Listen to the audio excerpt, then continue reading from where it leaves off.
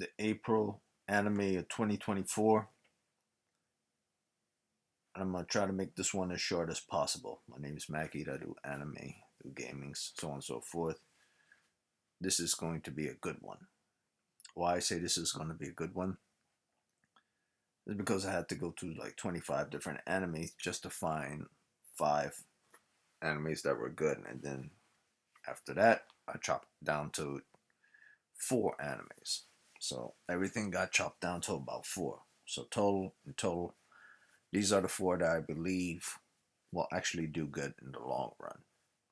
Two out of those I know will definitely do good in the long run, but the other two are questionable. One of those two is one I really like. I believe it has true value in the long run, the long term, like really long term. I believe even after certain animes go past their 10-year marker, I believe this might be one of those animes that goes past its 10-year marker and will still continue to go down the road. So the first one that you see here isn't that anime. This is the smallest, or should I say, the least on the totem pole, all the way at the bottom. But it's still good.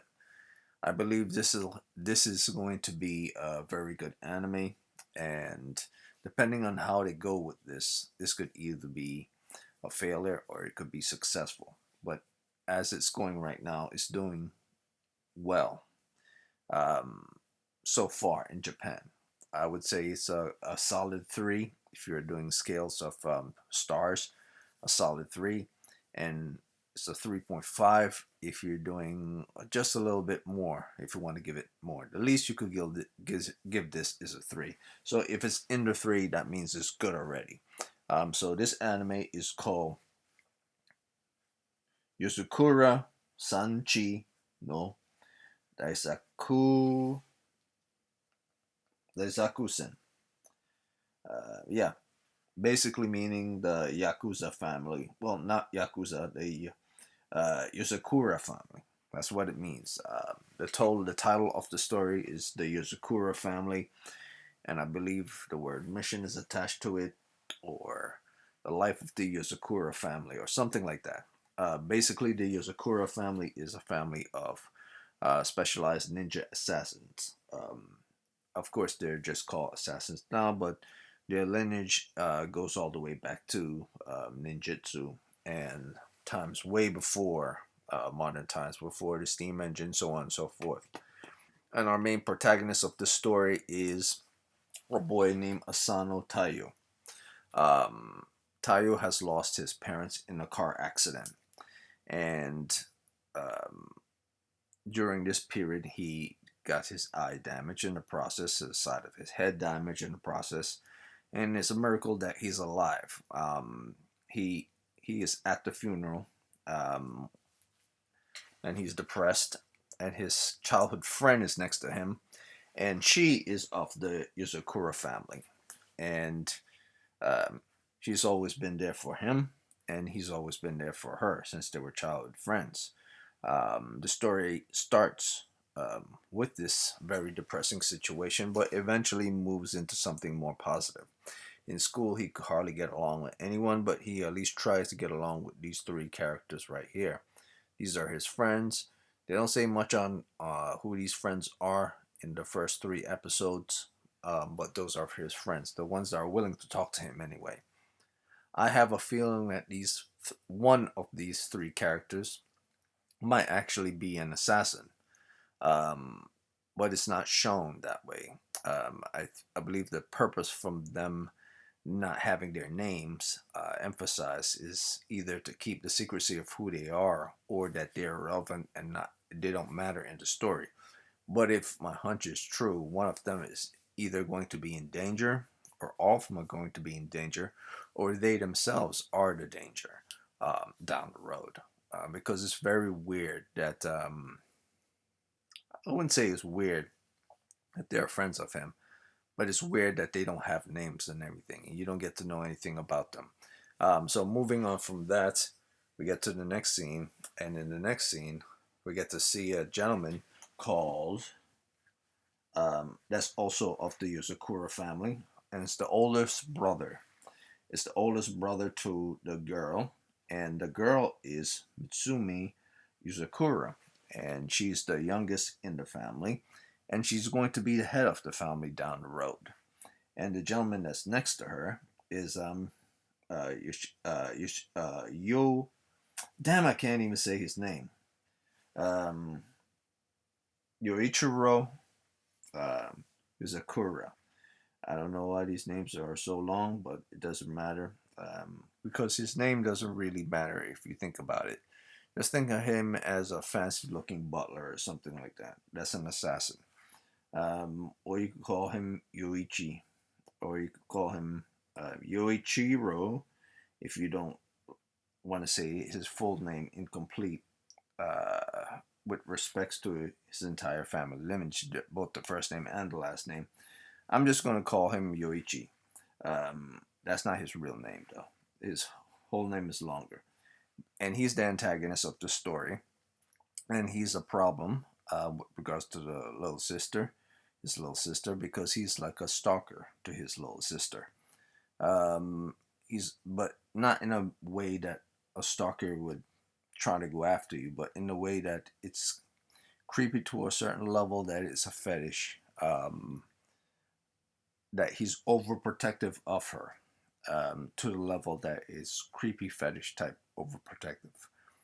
And he sees Tayo as a threat to her life because apparently something happened when she was young and her hair got damaged in the process, and it was a near death experience.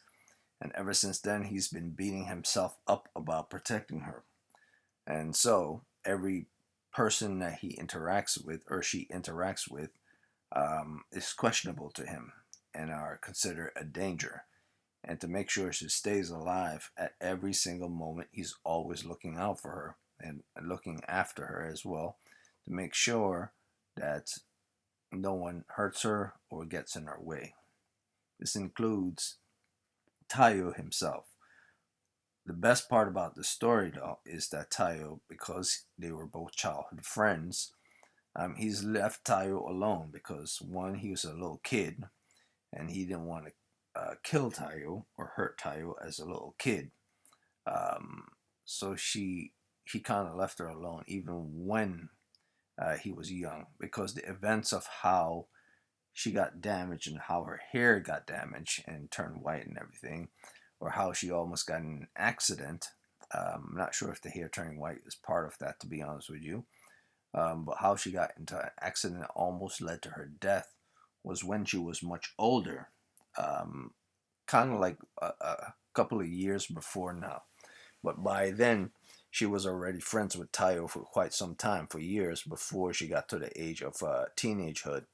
And that's the reason why Yoichi, or Yorichiro, however you want to call his name, has left Tayo alone. So moving on from that, we get to the next scene and we get to see that this guy really is a stalker of his own sister and everything. So he shows her, he shows Asano all these pictures of that he's took of her, blah blah blah, and it doesn't end there. It's like literally everything he takes pictures of her to a level that's creep factor times 1,000,000. And then he goes to the whole factor of wanting to kill Tayo because Tayo is now of the proper age that he feels that he's able to kill him now. So the other members of the family eventually stop him, and he's somehow whisked to this location into the house to protect him from Yuichiro. And so in the process of them trying to protect him, we get to learn that the reason why he's such a fiend for protecting his sister is because of what happened a long time ago. And so now at this point, you get to meet other members of the family, and these are all very interesting and different characters. Each one of them are very different.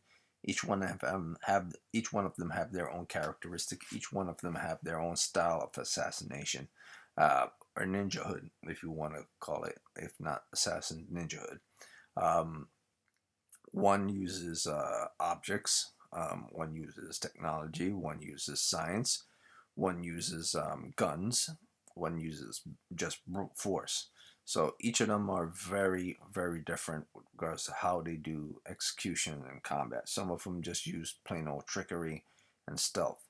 Um, yeah, so moving on from that, we get to the next scene and we get to see the big sister. Now, the big sister of this entire group is the oldest in the family, and her name is Futaba. Though she looks like a little kid and everything, the thing when it comes to Japanese characters and drawn characters, they all look like they're kids, especially the women. But a kid looking woman is actually someone that's in their 20s and 30s. So normally, if a drawing of a character looks like they're a kid, but the kid looks somewhat like a mature kid, that mature looking kid, even though the character design is that of a kid, if the character of the kid is wearing clothes to make her look more mature, the definition of that character is that they're in their 20s. That's usually the standard. Now, if the kid is wearing stuff like high school clothes and they look like a kid, then the definition of that character is that that kid is a teenager. So it's so weird that Japanese women, depending on what they're wearing and the shape of their face, um, would describe them as either a kid or an adult. But you will have to know the difference to understand that depiction of what exactly in their jaw structure and their eye structure make them a kid or not. Because the Japanese don't do the whole crease line thing and lines on the face to show one's age unless that person is really old. So you can't tell the difference between that of a 20-year-old and a 30-year-old in an anime. So that's the only bad thing I would say. That's one problem that's always been present in all anime. The realism or even the near realism or fictional realism of a character is always look like they're young, even when they're clearly older. So moving on from that, we get to see Ichiro still obsessing over his little sister in order to protect her. That it got to a point that he's not going to let her leave the house and anything. Eventually, Taiyo jumps out of a. I'm not sure if it was a broom closet or it was an art cupboard or something like that, or it was a pantry.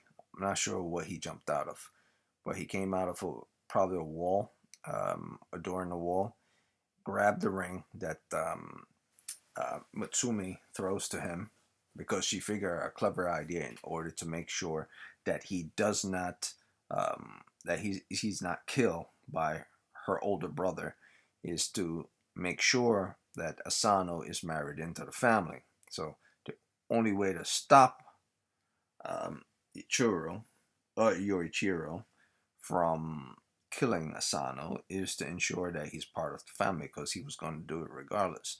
And because he's in the field of being an assassin slash spy, he would get away with killing this person, and they all know it. So he did what he had to do. He grabbed the ring and said he is going to protect Mitsumi, regardless of which, because he's always been doing that anyway. But this time it's with more determination than ever because he knows what the stakes are. So he's willing to do. Whether he's truly dedicated to want to marry this girl or not is a different story. But he's willing to put his life on the line in order to do so. So he's able to pull the strings, which would have actually cut both his fingers and straight to the bone and rip his entire arm off. For some reason, I don't know how that's possible since those are very sharp razor wires that he's using. Literally, he is not supposed to have a hand, but somehow he has the power to get out of it and pull it down all at the same time, which means this guy is not really a normal kid. Asano is not normal in the slightest. Either that or Mr. Koichiro was having a bad day, or it was intended for him to not use a vast amount of force on Asano, simply because he's Mitsumi's childhood friend. So either he was going easy on Asano, or there's something about Asano that makes him pretty pretty special. I'm not sure yet, but I'm gonna go with the whole Kichiro just let his guard down and was trying to play nice and not truly trying to kill this guy. Maybe later on in the story it would define and say this. That's what happened. For the reason why, because logically, these wires would have removed his entire hands. So moving on from that, we get to the see that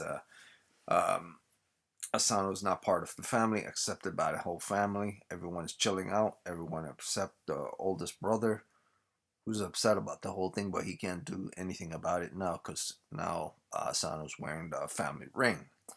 So he's now part of the family. Moving on to the second episode, we get to the part where he sees this dream about this enemy taking Mitsumi as captive, and he imagined this enemy being very, very tall and very strong.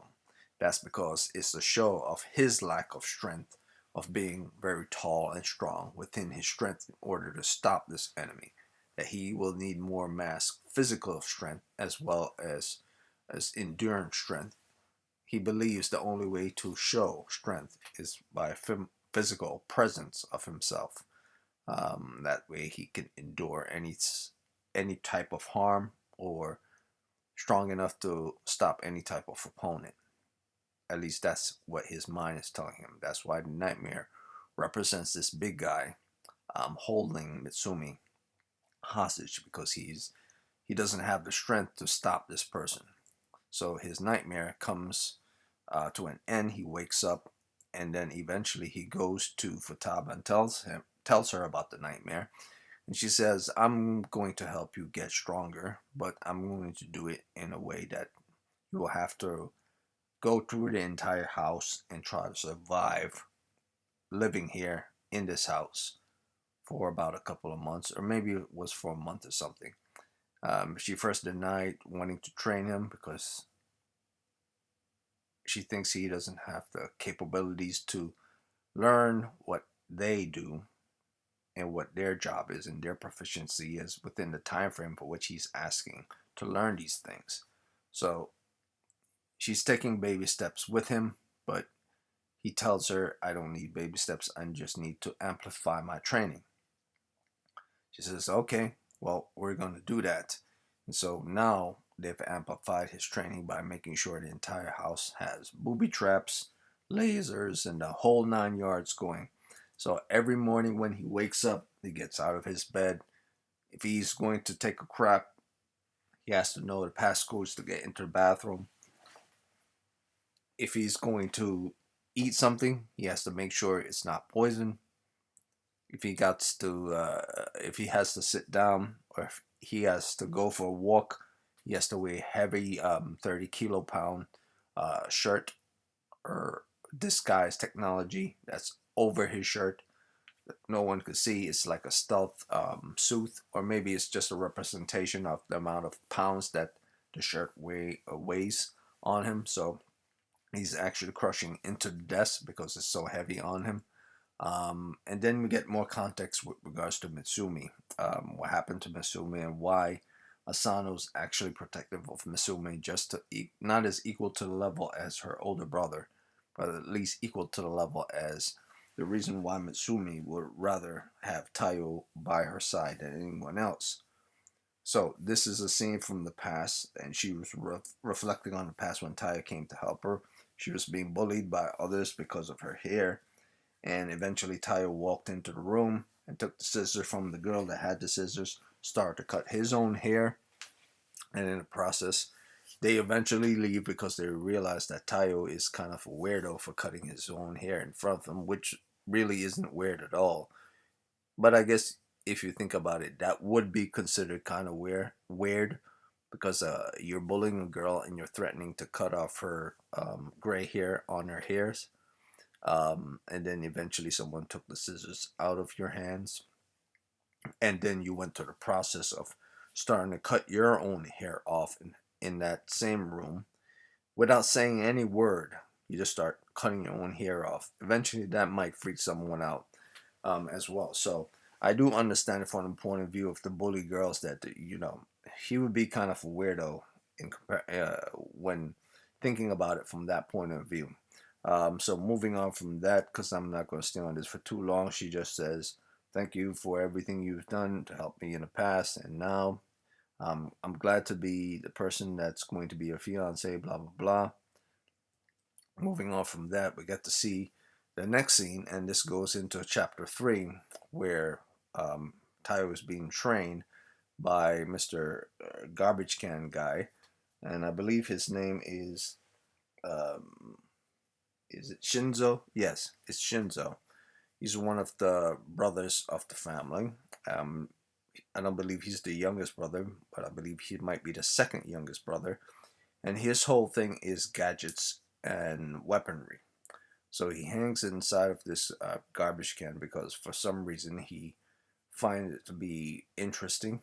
I don't know why. It's not like he can't walk or anything. He has 2 legs. And I do find it kind of hilarious that he uses a garbage can to hide in. Maybe that's his whole thing. But technology and guns is his whole spiel.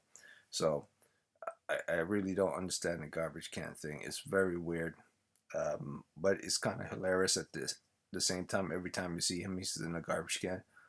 But eventually, he gets out of it, and he's teaching Asano how to shoot a gun.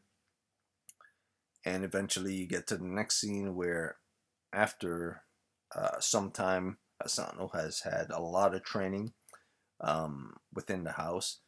He has a bruised up body, beat up body, and he eventually comes to the conclusion he's not going to make it for too long in this house, going the way he does. So Futaba gives him a book of how to learn how to become better at his job, which is to do better at infiltration, better at combat, better at spying on people, better at lockpicking, better at a lot of things. It's kind of like a 101 book for spies or stuff. So he reads it, and eventually he's able to get into the bathroom and able to walk around with heavy weights on his back.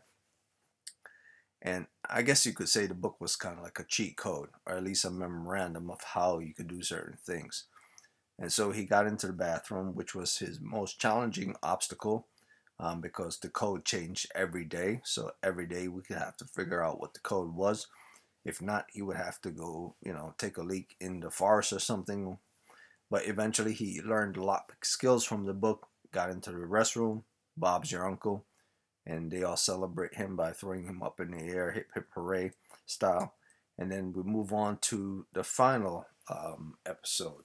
And and here I would like to take a break with regards to saying the intro anime is quite good for this anime.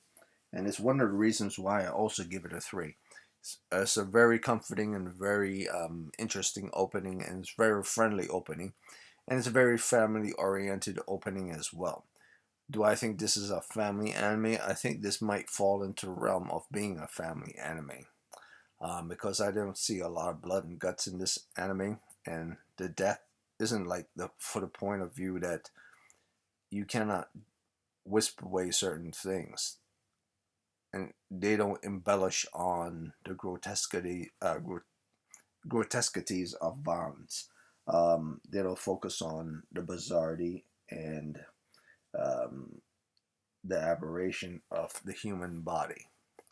They don't focus on any over sexualized character or any suggestive themes.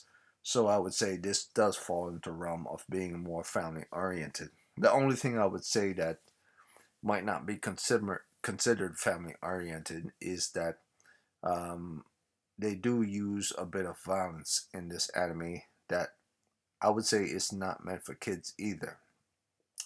You get to meet a guy that uses a hammer later on in order to kill enemies, but it's not shown.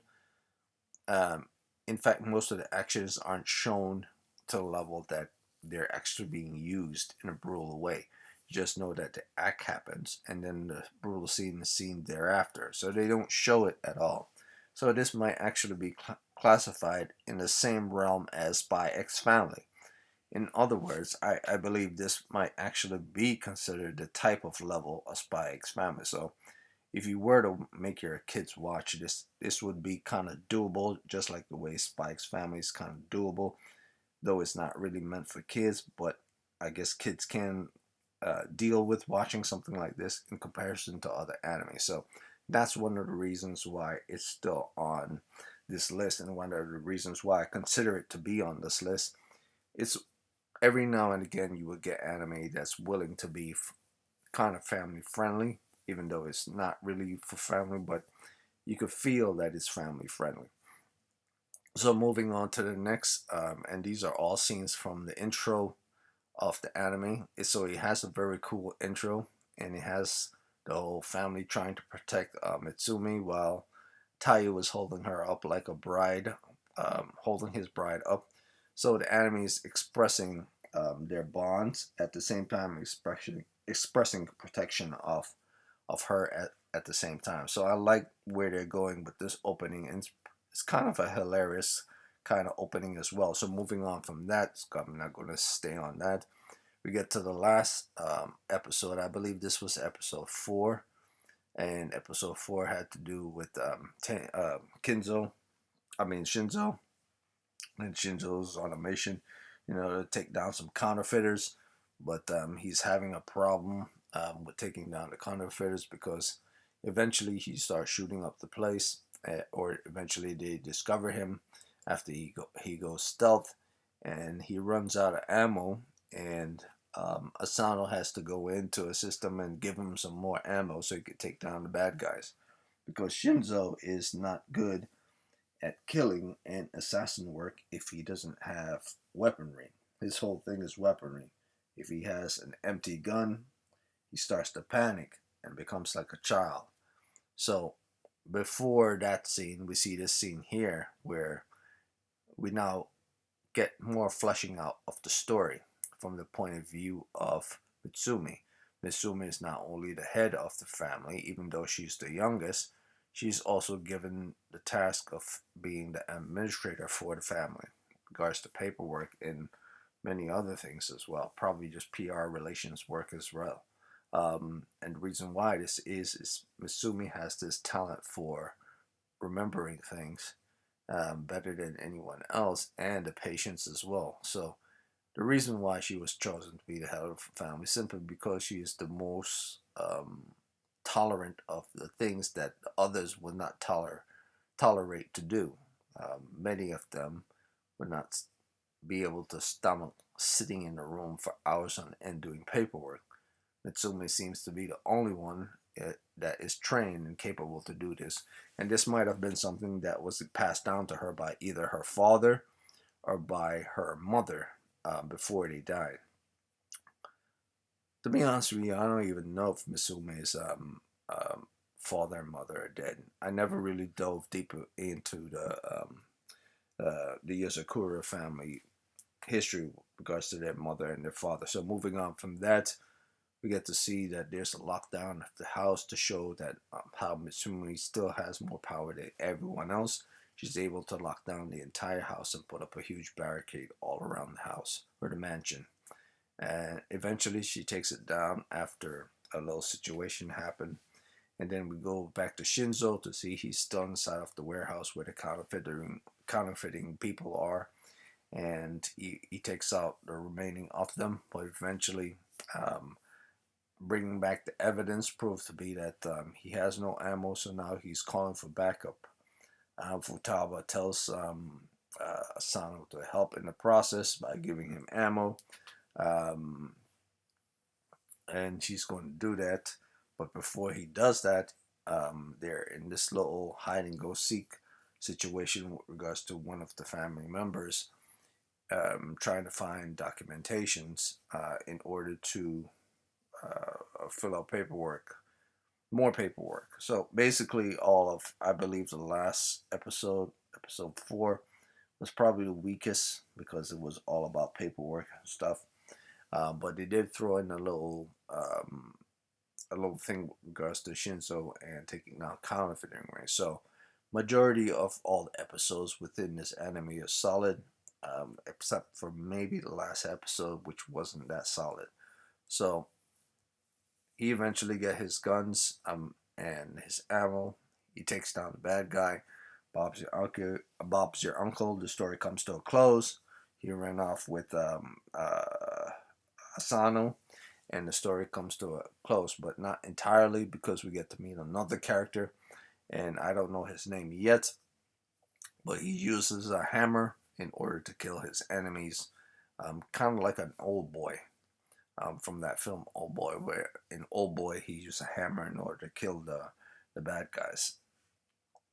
So I was getting serious old boy feelings from him because one, he looks like an older, like a drunken guy, um, and two, he carries the hammer. So this might have gotten inspiration from that film, or it might not. Either way, the story is picking up, and things are going good. So this is a 3. So moving on from that, after we see the image on his cell phone that the person he's going to be tracking thereafter is going to be Tayo. More information in regards to what's going to happen next is presented to us in the form of this new enemy that's going to be popping up down the road. Whether he's an actual enemy or whether he turns out to be a friend, I don't know. So the next enemy that we're going to get into, and even though my throat is kind of dry, I'm going to try to get through this as fast as possible.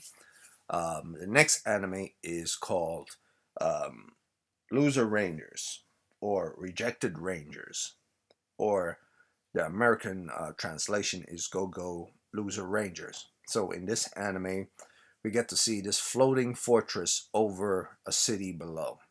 And this floating fortress, this big, huge floating fortress, is, I guess you could say, it's the fortress of the demons or the monsters that came to the planet.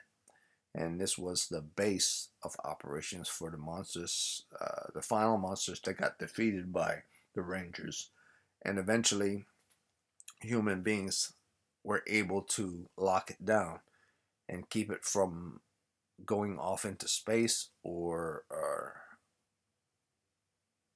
I don't know. I'm not sure exactly what the whole process with regards to this floating fortress is. If it works based on gravity, there's no definition to what it is. All there is that the chains that are hooked to it is to keep it from moving anywhere else and keep it stabilized and in where they want it to be, basically. And inside this fortress are the monsters of the story. And these monsters are called dusters. And dusters are simply little foot soldiers used by their big bosses in order to fight the Rangers, um, one at a time or in a group. Basically, cannon fodder. And these cannon fodder are weak. They're not strong at all. They're simply there to get in the way while the main enemy used them as a distraction in order to do whatever deeds they need to do. So eventually, in the end, the Rangers defeat their bosses. Thus, all the foot soldiers are now pointless and useless and have nothing to do but to serve those who are the most powerful. Unfortunately for them, the most powerful turned out to be the very enemy that defeated their bosses. So for, I'm not sure exactly how many years um, they've been serving the Rangers, but eventually got to the point past the 10-year marker. And it's been more than 10 years they've been serving the Rangers, but past the 10-year marker, I believe, they basically start to say that they're nothing but slaves to these Rangers, and that they've been used to the point that it's become evil. And in some ways, they're right, because the Rangers have managed to create this little fiasco. And this little fiasco is like an entertainment stadium with regards to seeing mass violence happen for the sheer fact of entertainment. Um, so the Rangers have now capitalized on making their superhero fandom and stardom a reality. Not like a reality show, but like a reality that we could do this and make money from this and be a force to be reckoned with and be loved by people all the time. Um, by having this nice little propaganda, if you could call it that, or if you don't want to call it that, um, bravado of our image to represent us as more than human, more like gods selected to be representative of a god or gods. So this little show of force, like they're at SeaWorld, like if you were to go to SeaWorld to watch the whales and everything, this little auditorium where everyone is sitting is to watch a challenging match between the Rangers and the monsters, including the Dusters. So one of the Dusters pretended to be a boss and turned into the boss, while the others just were foot soldiers. And we get to learn this throughout the process of what Dusters are. Dusters can transform their body at any time, and when I mean transform, I mean they could transform literally their body into anything. So they could turn into a giant size monster if they wanted to, even though that giant sized monster wouldn't be strong whatsoever at all. Um, they just have the capabilities of transformation, not the capabilities to have strength of the things for which to transform into. So, moving on from that, we get to meet another character. Her name is Yumiko Suzukiri, and she's part of the Yellow Ranger Force. Now, the whole thing about the Rangers is that the Rangers are split into factions, or into groups, or into squadrons. Blue Squadron is a squadron of members who want to be part of the Blue Squad. And if you're good in the Blue Squad, eventually one day, if you're really good, you'll be able to take on the head of the Blue Squad for the position of power of being the Blue Ranger. And the same goes for green, and the same goes for orange. I mean, not for orange, for yellow. And the same goes for pink, and the same goes for red. If you're strong enough, you could take on the role of that ranger and be the new ranger. And that's something that's a little different than how the standards of Power Rangers go.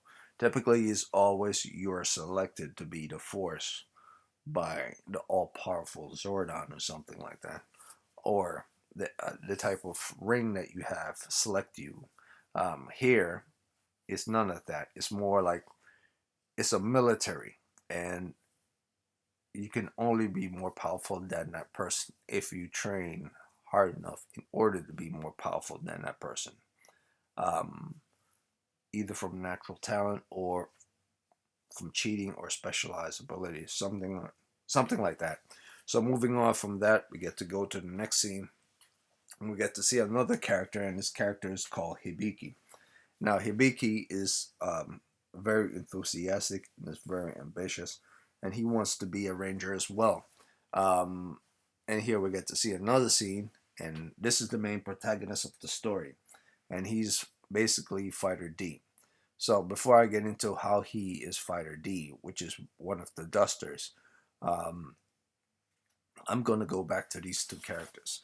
Now I'm gonna lay it right down right now. I'm gonna lay all my cards on the table right now and say this. Um, I fully believe that this Yellow Ranger girl is actually evil, or she's actually part of prior Rangers who used to be in the higher ups and got kicked out to being support group. We don't know that much of her history. All I do know is that she has the Griffith eyes. Now, if anyone knows what I'm saying when I say she has the Griffith eyes, they will understand. Um, Her eyes are very dead. She has like a full black eyes, no pupils, no extra colors, no nothing. It's just full on black eyes, as if she has no soul. Now, here, this guy's a duster, so she's definitely not a duster, otherwise, she would have some type of light reflecting in her eyes. But she has no light in her eyes whatsoever at all. And this is a representation. I've seen this in many animes, and it is a representation that the person is either dark as hell, creepy, or that they're mischievous and they represent some type of ominous thing. So when you use a character with eyes like this, it's always to represent ominousness. So if she's a representation of something ominous, then she can't be something that's good. So I'm I'm calling it right now.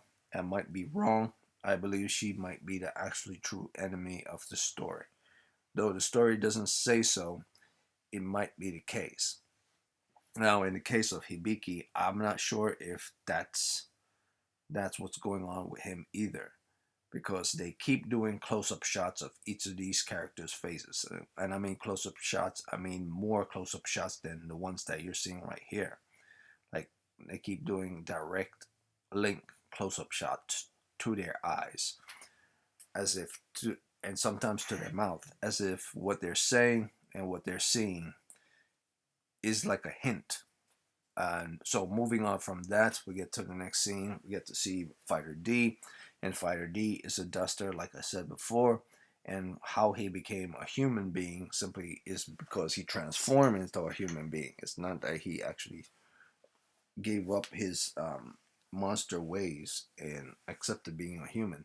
No, dusters are able to transform into anything and anyone at a whim. Of course, it takes time for him to do it, but eventually he'll be able to transform into that person. So he decides to transform into a human, though he's not a human. And he went back to the station where everyone's having the little hoopla and enjoying the whole Ranger fun within the whole sea world of what the Rangers are. And he's only here to evaluate the Rangers, or in a sense of who he is. He's there to join the Rangers just so he can kill the Rangers.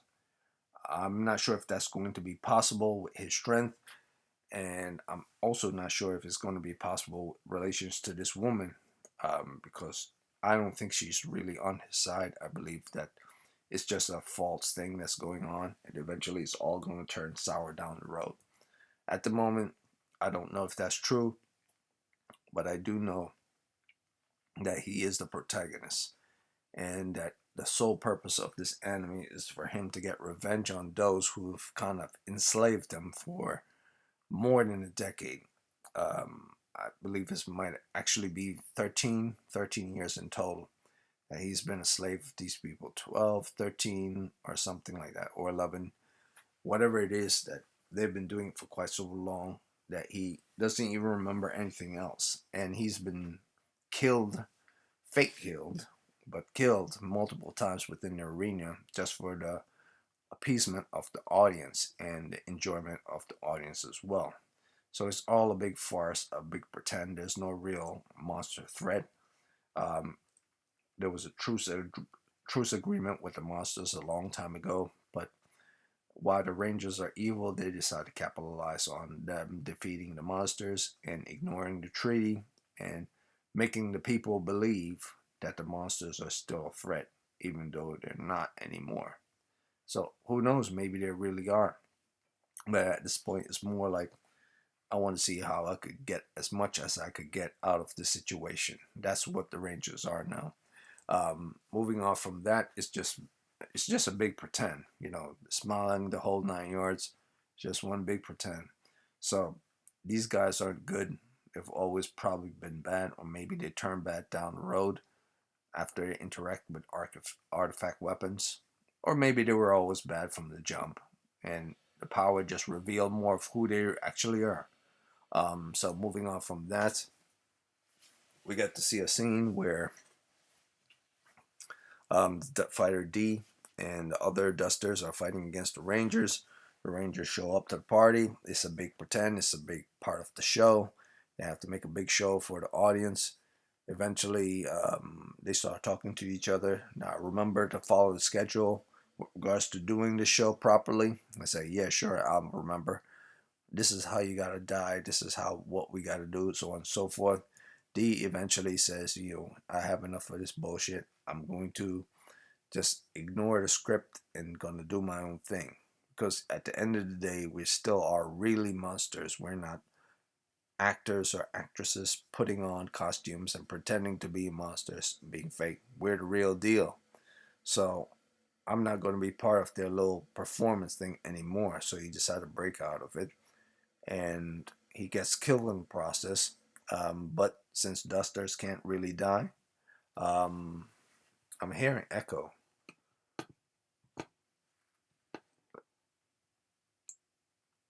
Okay, so since Dusters can't really die, um, he comes back to life, and eventually, when he comes back to life, um, we get a situation where a ranger um, zooms in towards him. Actually, before that, we get a situation where we go back in time, them talking about what they're going to do for the event, the televised event.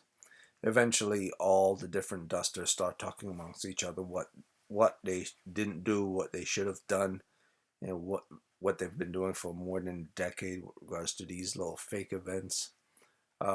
D got upset, basically say, "Aren't you guys sick and tired of this pretending all the time?" They all laughed at him and saying that how we're just foot soldiers. What can we do anyway except do what they're told us to do? So D got pissed off, and eventually he leaves, and he discovers that he could turn into a human, but eventually he goes back into this arena just to test out the strength of the Rangers, and eventually he gets destroyed in the process, and then forms himself back in the process. So, not following the script this time, he decided to just be himself and go in and try to fight the enemy. But eventually, the enemy knew who he was from the jump. I wouldn't say they knew who he was from the jump, but they kind of had this feeling that there was something off about him. They don't fully know, but they kind of, I guess, after this episode, they kind of started to get a hint with regards to this, but it's still a main secret. So we get to learn that the true bad guys, the true bad guys of the story, is actually the audience themselves. Greedy, ravenous audience. We get to see this close up of this person's face, and this is a member from the audience watching these events. And basically, D says the worst person in this whole scenario is not really the Rangers, but the people who have given them the power to make them believe that they're somewhat gods and stuff.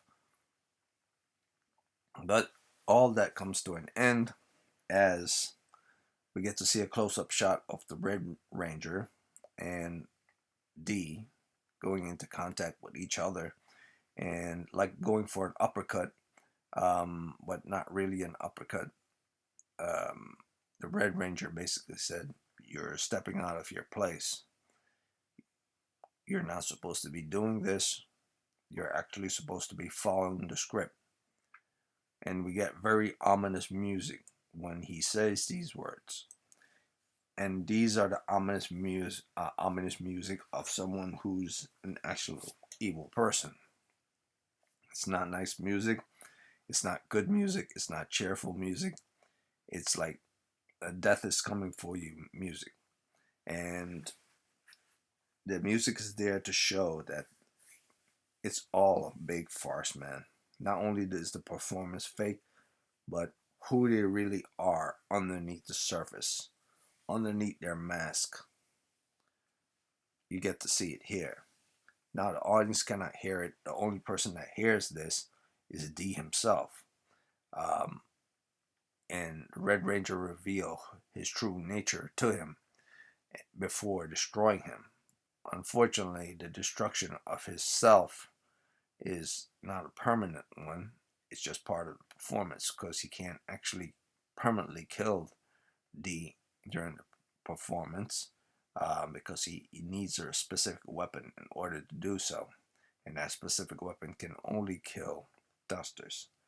In the performance, they're not able to use their specific weapons for this because it's just a show and they don't need to bring it out for the show. At least they believe they don't. So at the end, we get to see our nice little Yumiko scheming as well. And we get to see the hero of the story basically signing off and saying, you know what, I'm going to take you guys now. So moving on from that into episode 2, we get to see that the reason why the Rangers are so powerful is that they wield artifact weapons. And these artifact weapons are able to give them the strength enough to take down these powerful enemies. Eventually, they've used it many times and they stop using it because none of the enemies are strong enough to defeat them anymore because everyone's a duster. So moving on from that, he pretends to be into training himself to be a ranger. Basically, he's infiltrated the enemy stronghold and is now pretending to be one of them. And they don't know that he's actually a duster, but he's going to continue doing this until he gets close enough to the Red Keeper, which in this anime, that's what he's called, not the Red Ranger. The Red Keeper is killed by him, by his own hands. So that's that. Now, moving on from there, we'll get into the next scene. So, the next scene shows various different components, individuals, different faces, and different people with different faces. And these individuals are all people that are going to be major players down the road. So eventually down the road, you will see some of these characters. And then next scene we'll see is the fortress or the entrance fortress of the story of who they are and everything else. Nothing special about that, but inside is where the story continues. Moving on from that, we get to see Hibiki and we get to see Yumiko and continue the story from there on forward. And it's at this point you get to learn that I believe you get to learn that they're both aware that D might be pretending, or they're both aware that D is a duster, and they're both aware that he's a duster. I mean, Yumiko definitely knows he's a duster, but I believe D is starting to, or should I say Hibiki is starting to catch on that there's something off about D, because Yumiko is not going to tell him. So moving on from that, we get to the next scene. We get to see the Blue Ranger, and this is a very interesting scene to me. They go down to where the Dusters live. They ask about the D, the character known as D, and why he didn't follow the script. And we get to see this close-up shot of the Blue Ranger. And his face is shown here like it's all cut up and everything. And I'm starting to suspect these cuts on his face aren't done by monsters. It might have been actually done by the Red Ranger. Because later on, in the following episode, you'll see the reason why I believe this. So, the Red Ranger might actually be a brutal guy, even to his own people, even to those who are among them.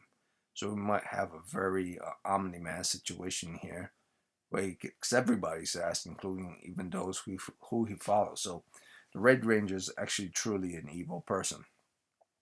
Now, to the level of evil, I don't know, but I'm assuming that it's going to probably be the righteous type of evil type that use honor, justice, and all those stuff just to do his own wicked deeds.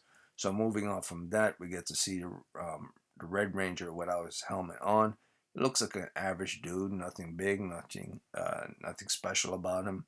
He's not the strongest one among them, but to be 100% honest. He could probably have some type of brute strength that you don't know about. I believe because the Red Ranger might actually be a psychotic person. His strength lies within his psychotic behavior. That's what I'm thinking, at least. And each one of these individuals might actually have something broken about them, each Ranger type. Like I said before, with regards to Yumiko, she might be the truly evil, most evil person of the entire anime, or she might actually be someone who used to be one of them and fell out of grace and was replaced by the future Yellow Ranger. Who knows what's going on?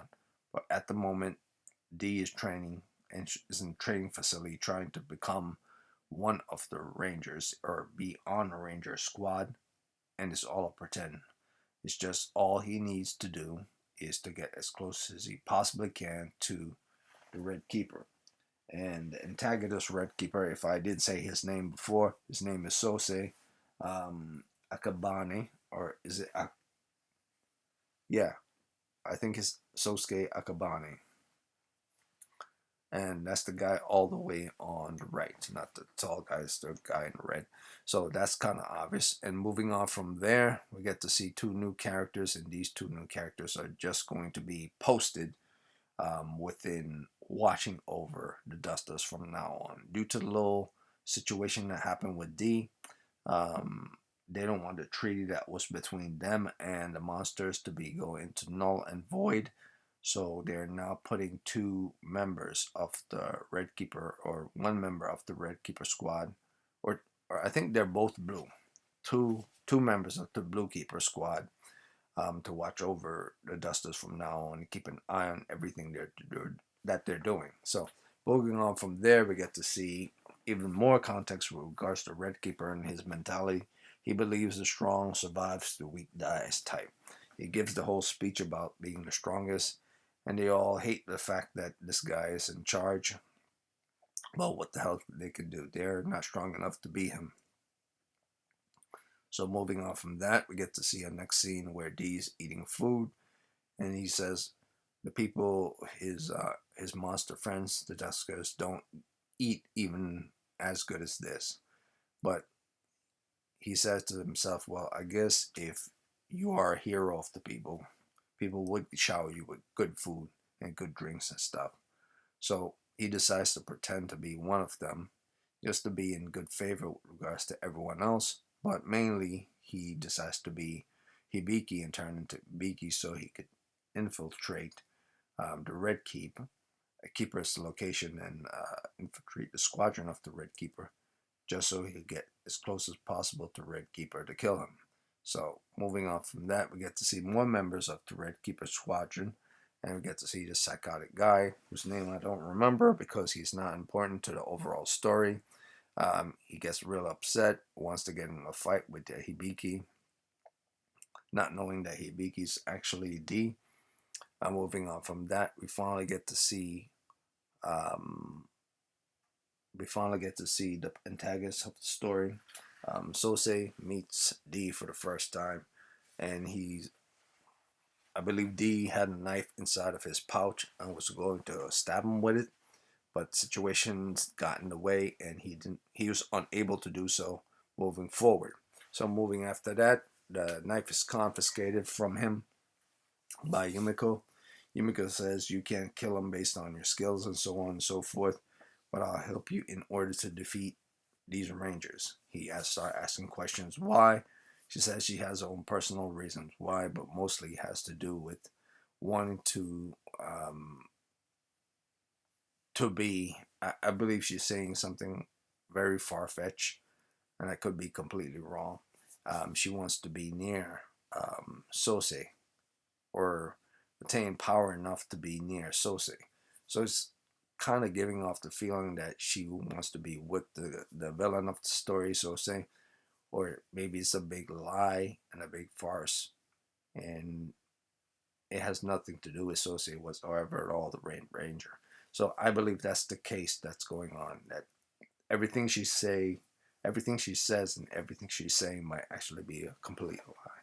But I don't know if that's the case so far. So moving on from that, we get to see the next scene where the Red Ranger uses the arcane weapon, the arcane sword that he has, in order to kill one of the dusters that managed to escape from the fortress, and it was the heavyset duster.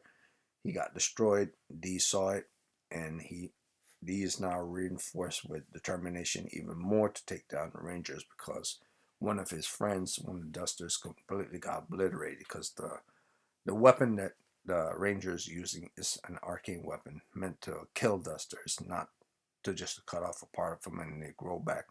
This is a permanent deal situation. Once they're killed by this weapon, you permanently die for good. So yeah, that episode ends, and then the next episode continues, and I believe this is episode 3, where we discovered that Hibiki finds out that D is not human at all, and we get to learn that he was actually disguising himself. Not disguising himself. Hibiki was actually hiding behind a wall while Yumiko was having this conversation with D about wanting to kill the Rangers and stuff. So he tells D that, listen, you got to stop this. I can't allow you to kill the Red Ranger like that, so on and so forth. He says, well, what do you know? You've been living your entire life as an individual, like a pawn to them. You haven't been a slave all these years to the Rangers, and he has. So moving on from that, we get to see another scene. He putting his hands out. D slaps the hands away, disappears, and basically D, while he's disappearing, dissed him to his face and said, well, all you will ever be is a groupie. You know, he's a monster. He knows what he is, and he knows what his determination is. He doesn't know what Hibiki is. He doesn't know what Hibiki wants, but he doesn't care. He sees human beings are simply, you know, people who are ravenous and crazy, and he's determined in his ways to get even with the Red Keeper and to rule this planet one day. So this is what I'm saying from the very beginning. I'm not sure if in this anime specifically that there's actually a good guy.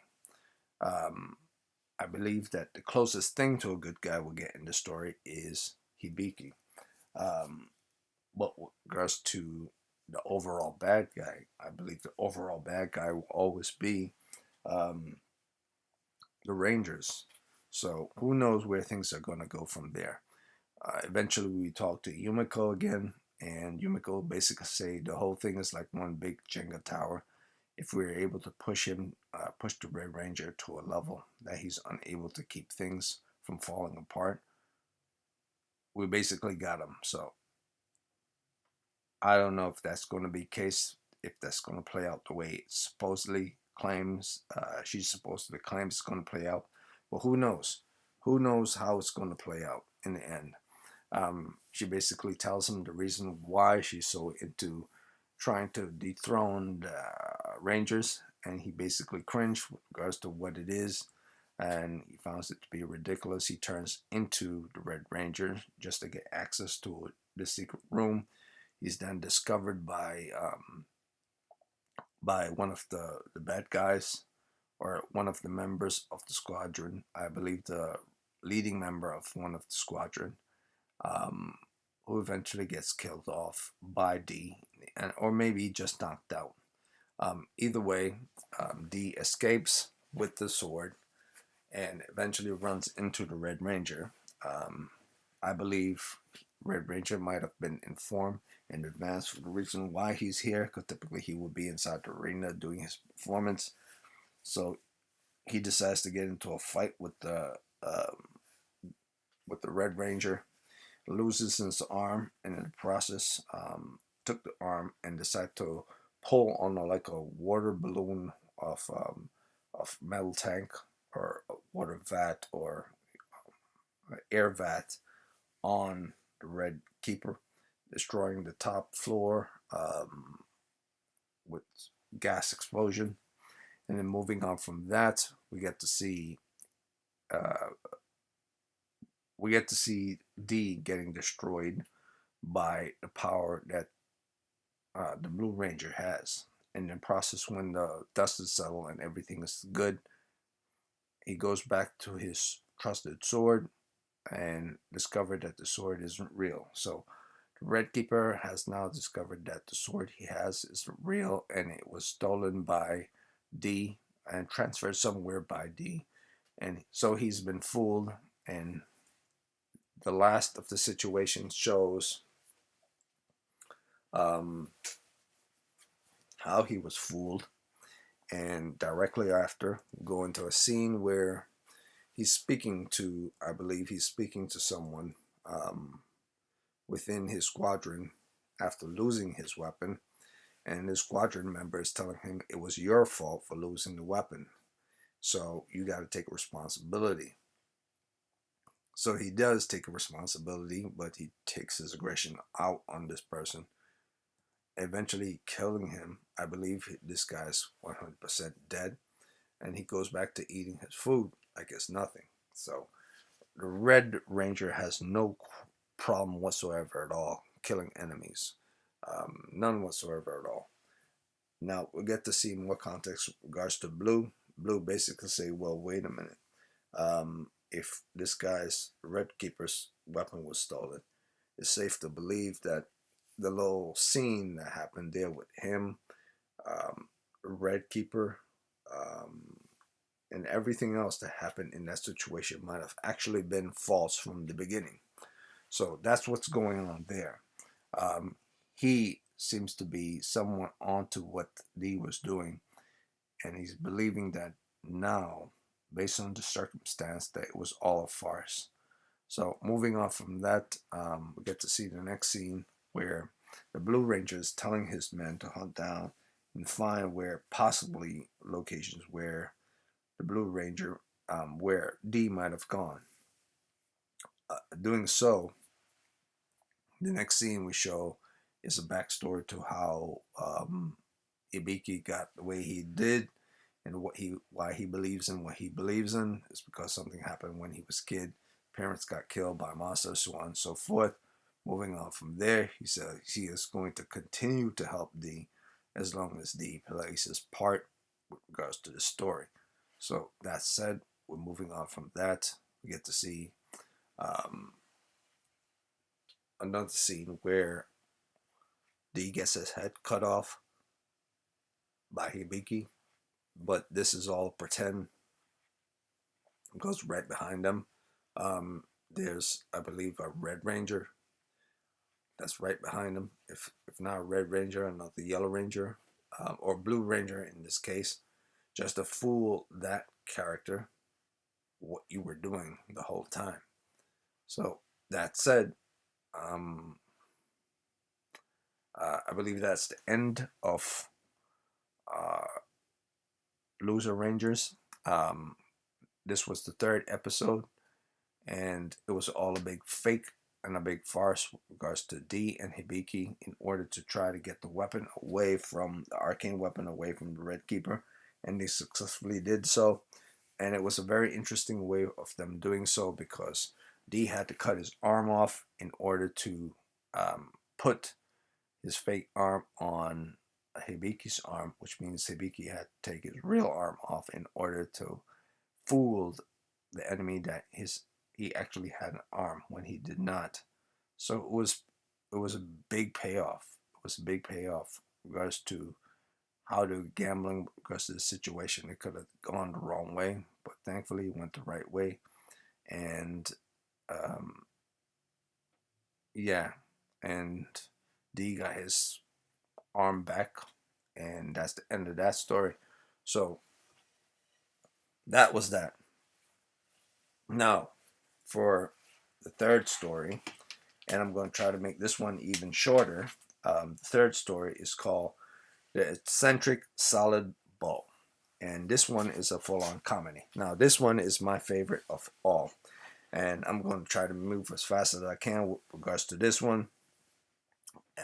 This one is about another world coming into contact with another world, reality of modern human life, daily grind, so on and so forth, and the magic world coming into contact with this world, but not in the way that they're aware of each other, more like in the way of people can traverse from one reality to the next. So in this situation, we have another realm of reality where old school Japan existed, and magic was a major part of old school Japan. And eventually, um, the story goes, the castle or um, the province that these characters were in, one of the main characters called Livia, and she's a protector of a princess, and the princess is called Sara da Odin, and they're running from their enemies, and because they're uh, at least Sarah is has a bloodline that's connected to Odin or Mondaga, and so they are running to escape so they could survive. In the process of running to escape to survive, um, these two characters they both jump into this portal, and this portal takes first Sarah jumped into the portal, and it takes her to the human world, and then thereafter, Livia jumps into a portal and takes them to the human world. But it's the same world that they're in, it's just a different time period or a different realm. Maybe it really is a different realm. So, what happened? We get our nice little opening of the salad bowl, a real salad bowl. And once that opening is done, and it was a very good opening, it's probably one of the best opening of 2024 with regards to anime. But not like it's so great and so special. It's nice, comfortable, and very low to the ground, and feels very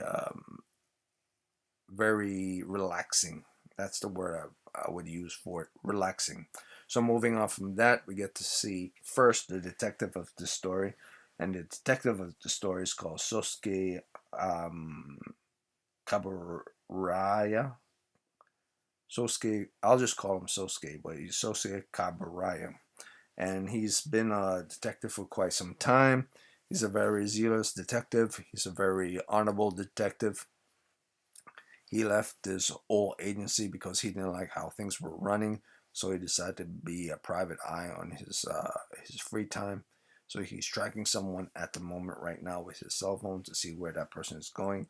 And eventually, Sarah popped out of nowhere from out of the sky, and he says, "Seriously, am I seeing someone's feet dangling and playing on the sky?" Sarah fell on top of him, and he fell to the ground. He injured his hand in the process.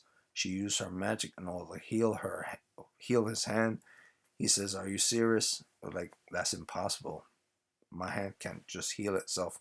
But the girl says, "Well, you basically saw what is called magic." It's like, but magic doesn't exist. Well, you explain to me how your hand was healed in an instant if magic does not exist. There's no type of technology that would able to heal your hand like that. And he agreed that there is none. So the only solution is that magic is something that's real. But even now, he has his doubts. So eventually, Sara da Odin basically say, "Oh, so you still doubt that I have the capabilities to um, do anything other than to just heal? Like, I don't really have powers. Well, let me show you what I could do." So she gets up and she puts her arm out, and she said, "Wash your hand. I have nothing in my hand. Now look over there at that car or whatever." And she blows it up with an explosion. I think it was merry-go-round. She blows that up within the playground, and both him and her they peace out because eventually the cops were going to show up. Now Olivia, who's in this world as well, finds herself at a pool, but it's not really a pool; it's more like a river. And this is a very grimy river, but eventually in this world, she believes that all rivers are basically the same. She just thinks the consistency of it is okay, but it's not great. But this is a river of a city. None of that stuff is ever good, nor the fish that lives in there. So she eats the fish. Actually, she cooks the fish, and eventually she meets this homeless guy that's hanging under the bridge, sleeping under the bridge, and he's basically comes in contact with her, or she comes in contact with him, and says, "Do you have a place to sleep for right now? Because if I don't know this place, I don't know this area, I don't understand anything in this world whatsoever at all." He says, "Fine, you can sleep here. I'll give you my bed." His bed turned out to be uh, like a newspaper, represented the pillow, and a box sheet represented a sheet. So while that's all happening then and there, and his name is um, Suzuki, while that is all happening with Suzuki, we get back to the situation where we see um, Sosuke and Sara having this conversation with regards to what he does for a living. He basically say he's a private detective, and I've been a private detective for quite some time. Blah blah blah. But that's not important. We then get back to Levia, who she was. It's now morning time. She slept the whole night through, and she says it's very comfortable, very interesting. I like sleeping here. And he replies back to her saying that, well, maybe you are more cut out for homelessness than you possibly think. And so moving on from that, we get back into the scene with Sara D and Sosuke, and he eventually say he's not checkmated in life. He's still got a long way to go and many things to do. And so we move on from that. He says, I still have to do these detective works because nothing pays the bill if you don't have any money to pay the bills. So she says, fine, I'll help you out. I'll use my powers, stuff, magic powers in order to help you out. He says, no, I don't need you to blow stuff up. She basically says to him, I don't only have magic that blows things up. I have magic that's able to make you move and levitate in the air. Magic that's able to transform things or make herself disappear, going straight kakabushi and everything. Or magic that just gives you a sense of sight and a sense of smell. So she has various different magics to do many things. And he says, well, damn, that makes you a valuable asset. So moving on from there, he's tracking someone else right now on a project. He then tells the girl he's going to go into this warehouse to track these people. And he eventually finds out that one of the persons he was tracking was actually getting ripped off by the gang and being forced to give money to them. He gets pissed off about it, decides to jump in to do something about it, and turns out that things didn't go his way. Eventually, someone was about to clock him over the head with a nice little steel bat, and Sarah D pops up, do her own little dancing pose thing to show that she's the star of the situation. She eventually blows them away with her powers. Bob's your uncle. Everything is over. And then we get some context with regards to who Sosuke is. Sosuke is not a wimp. He's not a scared detective. He actually has a lot of good fighting skills, but he just makes it look that he's not interested or that he's weak. So I'm not interested in a character that's not interested in themselves. And this character Sosuke is very interested in himself, and what I meant by that is that he has some type of context about him that he's fully aware of, or at least the people who made the game, made this anime, are aware that he has more depth than you would possibly think. So moving on from that, we get to see the next scene because it's clear that he's good at martial arts. He's able to knock out the guy and get him down, where he was pretending before. We get to see the next scene where she says she's a great detective. He says, yeah, sure, whatever you say. He goes back to his place. The Kaburaya Detective Agency, still our name to know. He goes back to his place. Um, the day's over. Next scene we see the morning of the following day. We see Livia having a conversation with the homeless guy. He basically tells her, if you really are determined to get money, you need to go to a place that allows you to do so. And this agency is basically a detective agency in order to get you work. It's temporary thing, but he says, where is it? Blah, blah, blah. She then eventually starts to search to be a detective, but eventually she's unable to be a detective, so she decided to pick the nearest job that she could find in the meantime before she goes off and be a full detective. Um, she chose to be a hostess, and she was discovered by some creepy guy, but since she needed money, she took it. She did it. Eventually, she wears like this strange little outfit. Um, she gets money from the guy. It turns out that she believes he's a nice little sleazy guy. She doesn't know anything about this world, to be honest with you.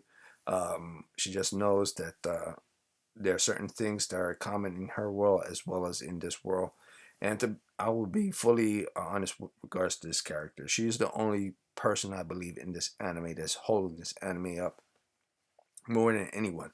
Livia is a very interesting character, and Livia is a very motivated character with regards to getting certain things done. Um, she's not completely stupid because she's aware of how to use magic and how to use healing magic and how to fight and all these things. But because this is the real modern world in Japan, she's very alien to these type of technologies and alien to certain behaviors and stuff. So what might seem normal in her world is very out there in this world. So eventually she doesn't have to worry about leaving this organization or giving up on this type of lifestyle because the cops come in. It's a nice little raid. The cops come in or to search people's papers, so on and so forth. So she decides to peace out because she doesn't want to be captured by them or questioned by them from where she came from. So she went back to being homeless again, and then eventually the next morning she um, follows her hunch and goes into this building and knocks on the agency door of the detective, and she finds that Sarah's there, and she says, well, things are going good for me. You should really find a job in the process.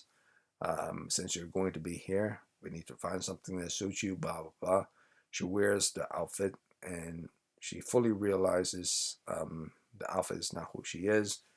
And thereafter, she decides to take off the outfit and decides to be her regular self. Unfortunately for her, Sosuke basically said, "Well, it doesn't matter what outfit you wear. You're shitty at your job. Um, you were seen staking out a guy, um, and then identifying the wrong guy in the process, and then sticking out like a sore thumb, wearing obviously gear that will make you not seem like you're being stealthy." So eventually, she leaves their place and goes back to being homeless again. It's the fourth time she's actually homeless, and she accepts being homeless. And in this time, I believe, in the process of this time, the homeless guy himself is the one that decides to stop being homeless, pick up a phone, and call whoever he's calling, maybe his injured, or maybe his wife or family, or brother or sister, who knows. But he decides to leave and take Livia's advice of being um, more than what he is right now. That he's smart, he knows how to do certain things, so he should not be homeless. Moving on from that, we get to see the reason why, or more reasons why Olivia is not a detective. She breaks the laptop. She do many things that are wrong. Eventually, she pieces out and goes, like I said before, goes to live by herself, or at least stay homeless, where by herself until things are good for her. The story continues forward that more detective jobs come to this boy Sosuke, um, and eventually we get to meet a 34-year-old lawyer by the name of Brenda, who looks like strangely like a kid. And this is the thing I gotta say with regards to anime again. They could make little girls look like old women, and old women look like little girls. It's very bizarre. I don't know how I feel about that. I've still had this thing about that type of stuff being quite weird. Um, yeah, so moving on from that, Sarah eventually finds out that Brenda has this crush on Sosuke, but he doesn't seem to see that whatsoever at all. He just cares about the job. Eventually, he tells uh, Sarah to disappear and make herself disappear. And eventually, he freaks out once he sees her arm disappearing, and he decides to yell at her for making her arm disappear. But she asks him, "Why are you freaking out? This is a standard way of existing within my world, how we use magic." And so he had to calm himself. She disappears, or in this situation, she doesn't disappear. She actually levitates to see where the enemy was. And the enemy in the situation is just the guy that they're stalking. So he's not really an enemy whatsoever at all. And they're not really stalking him. They're just, making sure to keep an eye on this guy to see where he's going. Turns out he's doing some very nefarious things. Well, not really nefarious, but very sexual things. That for which cannot be shown and must be blocked out. He takes the information back to the lawyer. The lawyer says, "Bob's your uncle. You get paid. Good job," so on and so forth. We move to the next episode, and I believe this is episode 3. She goes back to the homeless guy's place, realized that the homeless guy that she was with before, that let her sleep there out of kindness, has pieced out and gone back to his regular home. She's happy for him. Eventually, she decides to sit with a bunch of homeless guys and have a nice little drink. Never questioning the reason why they're all homeless, but she's just down with it. She decides to sit, have a drink, and eventually the following day, she's met by other people, and these are cultist members, or at least members of a little scam that's going on with regards to a divine preacher or priestess. And eventually, you all drank the Kool-Aid, and they want to scam you and to lead you in, so on and so forth. This is explained by the main character of the story, and this is also explained by situations that are happening throughout the story. So the con is that they were trying to take your money and lead you down the wrong path. Eventually, we see this slowly as she goes to take a little basketball tournament against one of them. She beats him, I believe, or either he lets her beat him. Regardless of what happened, and she's pretty good for someone who's hardly had any training in being a basketball player. Moving on from there, she gets to watch this scene with regards to this movie they told her might actually be good for her, even though it's simply a scene of things that are quite weird that would make you disinterested in watching it. So she's pissed off. She yawns, and she gets up. Eventually, she finds out that the woman that was in the movie is actually a real character. And this is a real character that's going to repeat and return in the story. And it turns out that she is the con artist here. She eventually is taking control. I mean, the guy eventually whips out a knife and takes control of the situation, so she doesn't have any control. Eventually, he says he's going to kill himself if she doesn't reveal that she's not a real priestess, that she cannot heal anyone or anything. And so he begs her to try to heal him when he decides to stab himself. She can't do it because it's a big con. Eventually, Olivia gets up, goes onto the stage, and use real magic and say, "Here, you're healed now. That's done. Bob's your uncle." So that's a weird thing to actually run into a character that could actually do healing. And so moving on from there, we get to the next scene where we see the the woman, the priestess, the fake priestess who just wants money, start to praise. Livia is quite hilarious, to be honest with you. And they all start to praise Olivia like she's this great person that's going to save them and everything. And they all drank Kool-Aid.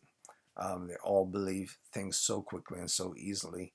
As long as it has a sense of proof to it, then it should be fine. That said, they all drank Kool-Aid. That's all I could say regards to that. I don't need to bother them regards to anything, and they do not need to bother me. I'll leave that to the zombies. Yes, zombies. Alright, so that means I'm getting tired if I'm now talking about zombies. So hopefully I'm finished with this one. I'll move on to the next one. This one, I believe the fourth episode was about a girl being bullied by people, And yeah, and they eventually solved the bully case. I'm getting real tired. That's why I'm saying I think I'm saying things that I'm not supposed to be saying due to getting tired. So the fourth episode happened to do with a girl getting bullied. Um, they eventually tracked the bully person. Um, the main protagonist, or since this anime is the only anime I believe have two protagonists, Sosuke, who's the detective, and Sara D. Odin, who's the princess of the awful Offim Empire. I believe that's the name of the empire she came from the world she's in, Offim Empire. So this anime has two protagonists, Sara da Odin and Sosuke Kaburaya. Both of them are the protagonists of the story. So here we get to see information about the three kingdoms, the Wu, the Wei, and the Shu. And this is all based on Chinese mythology and also based on real events that happened after the Han Dynasty came to an end.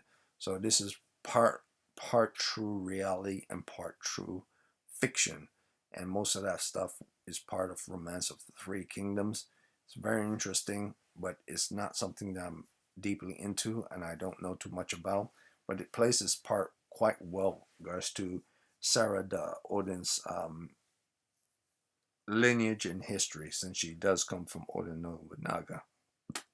And moving on from that, she started telling the little girl. She's read most of the stuff with regards to the Three Kingdoms.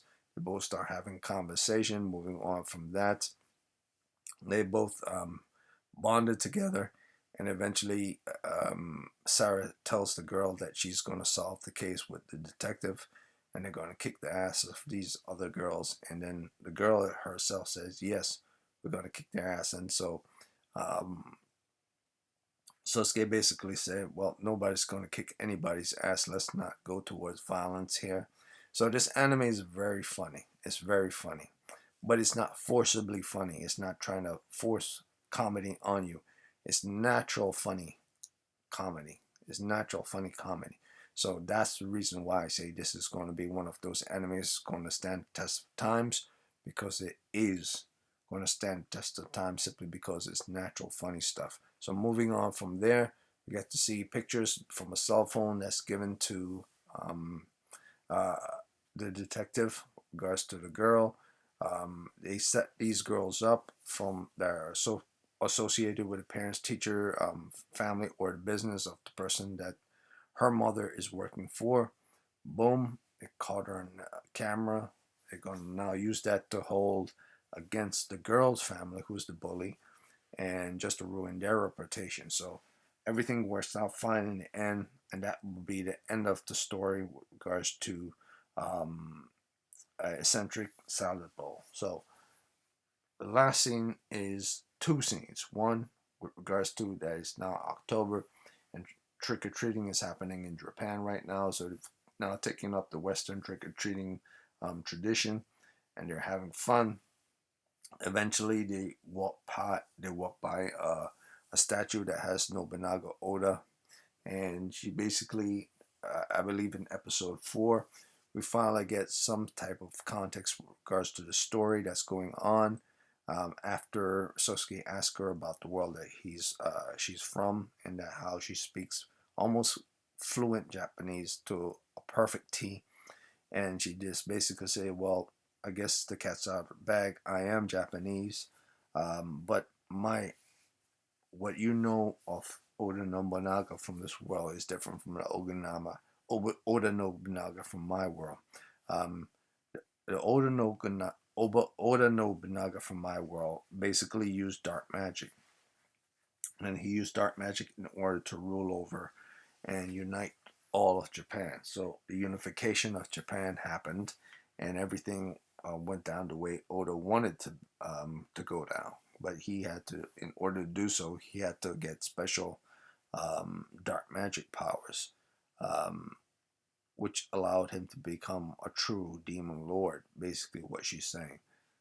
So Nobunaga in history has never been noted to be someone that's good, even though his intentions was always to unify Japan. he was never seen as actually a good person. To me, it's kind of surprising that we even have a statue in Japan that to depict this person's characteristic and who they were. But at the same time, you have to give credit where credit is due. If it wasn't for his actions, many of things in Japan would not have existed. And our connections, or should I say their connections to the Western world, would have not arrived at all if it wasn't for Nobunaga's intention to do things more modern. So moving on from that, we get to see the image of Nobunaga having the spear, the Odin spear, that allowed him to be a true um, demon lord or dragon lord. And eventually, the name of Odin was incorporated by Nobunaga after his many victories. So that's the reason why Sara da Odin is the Odin's at the end of the name, simply because the Dragon Lord that he is decided to keep that name and pass it down for his generations to come. So moving on from that, we get to now see the end of Eccentric Salad and into the last of the last. And this one I'm going to try to really make faster than the last one because I'm really getting tired. This is called Kaiju 8. And the first scene in Kaiju 8 you see is a giant kaiju. And how the kaijus came to be in the city, unknown. That's part of the mystery of the anime. Kaijus are a big thing in this world. It's very much like a Godzilla situation where giant-sized monsters can come out of nowhere, and it's described as being underground. Most of them come from underground, but we don't know where underground. And we're not sure from where underground that they come from. We just know that they come out of the water or from underground. And eventually these kaijus are eventually killed by Earth Defense Force with specialized weapons that could actually kill a kaiju. When I saw it the first time, I was actually surprised that a gun that small could kill a kaiju that big. But apparently the weapons that they're using are specialized guns that kill kaijus with a couple of blasts. And so that kaiju dies, and a huge pool of blood exploded from his body, and boom, everything is over with. So whatever the power that's within the gun that exists is the power of, I guess, a couple of bombs, of many bombs in one, through just one bullet, in order to destroy a monster. As the monster goes down, we get to see like a little image of this main character, but not showing the face. And then the credits, I shouldn't say credits, but the opening scene of the introduction the anime plays, and we'll get to see directly after a nice little scene here of the background, foreground of Japan, all the buildings, all the things in perspective showing. And we get to see these vehicles going down this hill, and this is the cleanup crew with regards to kaiju. So after the death of this creature by the defense force, there's a cleanup crew that specialize in cleaning up kaiju and kaiju remains and removing them from the city. Um, and this is a good thing as well, but it's not so good for the people who are doing the cleaning because they gotta smell the dead creature all the time, every time until it's completely finished. But the job pays well. At least I'm assuming the job pays well. But there's no purpose to the job other than to do the job. So our main protagonist of this story wants to have purpose, and his name is Hibino Kafka. And Hibino Kafka is a very interesting fellow. He's very motivated, very dedicated, but his body just not isn't strong enough in order to handle the level of pressure that would put upon him if he decides to be a defense force member. He doesn't care, however, because he wants to catch up to his childhood friend from way back when. Her name is Mina, I believe. I don't remember her last name. I'm not going to pretend like I remember her last name, but since it's shown here within this image, Ashiro Mina, I'm going to go with that because it's obvious. I believe English translation have her as a different last name, or maybe they did have it as the same name. So we get a nice little reflection of him in the back, talking about when they were both growing up as kids, how they will be kaiju hunters one day and destroy all the kaijus to make the world peaceful. And he wakes up from his dream, comes back to reality, puts on his clothes, go back to work, do his job. And on this day, he gets to meet a young guy. I think he's in 18, 19, or 20 or something like that. And he's working within the cleanup crew in order to take care of the kaijus. He doesn't really get along with this guy on first sight. Um, I believe his name is Reno or something like that. So he doesn't really get along with him on first sight. But eventually things start to go their way. Eventually get to know each other. Eventually he gives him like earplugs, but plugs for your nose. He doesn't understand why we need plugs for your nose until he starts doing cleanup of the kaijus, burning the different body parts, cutting things off, so on and so forth. It's enough to make you go mad. Um, so eventually, during this cleanup, a monster attack and is about to eat Hibino. Um, and the last thing he remembers is saying that he's going to be a great kaiju hunter and hunt down all the kaijus one day. And this is going to be a contest between me and you, Mina, um, who's going to be able to accomplish their goals and be a kaiju hunter. So in the end, he believes he's the one that lost out, and because now his leg's broken, he's about to be eaten by a kaiju. Out of nowhere, Reno comes in to help him, um, but that doesn't work at all. So the next scene, we see the people who really stopped the kaiju and really killed the kaiju, because all Reno was going to do is using a cut part of the stop sign, and eventually he would have been killed by this monster. Um, but Reno, I would say, reminds me a lot of um, of the guy from Dead Man in Wonderland, the kid with the silver hair. So his determination seems to be kind of in some ways related to that. So that said, that's the end of that. Eventually, the defense force show up. Her and her tiger show up. Boom! They kill the kaiju. The kaiju is dead. Body's all deformed. It's riddled with bullets. Moving on from that, we get to see um, we get to see Kibino gets infected by one of these small fly-looking kaiju monsters. And here's the part within the story I'm not too sure of. Was this actually intended? Was this monster specifically trying to find him? That it wasn't random. It doesn't pick anyone at all. It specifically pick him. This is what I'm assuming. I could be wrong, and this creature could be something that's quite general, but it specifically chose Hibino more than anyone within the hospital. So that said, I believe it's all a setup in certain ways. So the creature got inside of him. He turns into a half beast, half man, and I don't know how I feel about that, but I do think that the design of the outfit is very cool.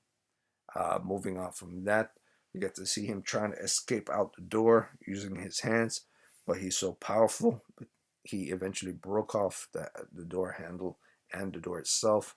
Moving on from that, he then tried to escape with Reno. Eventually, because he's so powerful, just trying to jump downwards will make him jump in the air. So just small applied force allowed him to propel himself forward a lot. So he would have to be extremely careful when it comes to fighting certain monsters um, down the road. So moving on from that, his body starts to transform, and he starts to go ape shit, and he doesn't understand why his body's all over the place, like it has a mind of its own. And we got the straight thing in this whole thing. I'm starting to think this guy is turning into like multiple creatures all at the same time. So I'm starting thinking that, okay, so he doesn't have full control of his body, but there is something going on with his body. At what point would this thing that's going on with his body eventually start to hurt him? So I don't know exactly where this anime is going, but I do know that it's very interesting. He one-shots the monster from trying to eat the little kid from after he turned into a monster. Um, a little kid needed to be saved, so he one-shot the monster. Goes back into the water, I believe, to clean himself off. Eventually, Mina shows up to the party and asks the little kid, "Do you see where the kaiju goes?" It's like, "Yeah, she's kaiju is this, the kaiju is that, but eventually, can you make sure you don't kill the kaiju for me? Because he managed to save my life." So Mina is surprised by this, a kind kaiju that's willing to save people. So there's something weird about the story going forward. Well, actually, there's nothing weird about the story. What's weird is that I'm falling asleep. Um, so I try to close this out as fast as I can. It's called Kaiju number 8 because he's the eighth of the many kaijus that have been popping up in Japan lately. So I'm wondering if 8 means that he's the eighth creature within the year of the kaijus so far, or is he just the eighth of a great group of many enemies to come down the road soon? That he wasn't born a monster or something. He became a monster through another monsters. So who knows what's going on there?